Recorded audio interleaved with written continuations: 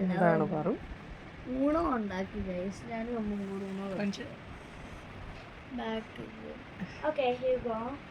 ഇതേ ഗൈസ് അമ്മുക്കുട്ടി രണ്ടുപേരും കൂടെ നട്ടപ്പാതിരാത്രിക്ക് കണ്ടോ 12 മണിയാവുന്നേ കളിക്കുക. നാളെ അവധിയാ ശിവരാത്രിയുടെ.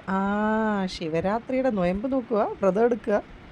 എന്താണെന്നറിയോ ശിവരാത്രിയുടെ പ്രത്യേകത? ശിവരാത്രിക്ക് ആരും ഉറങ്ങാറില്ല.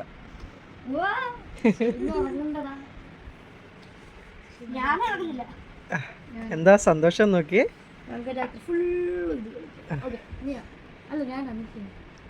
കണ്ടോ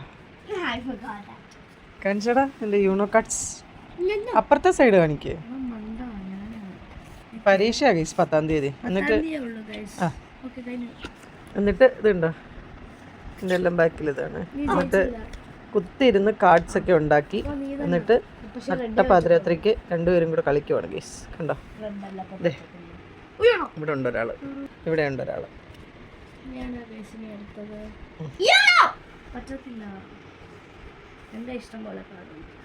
ഓക്കേ.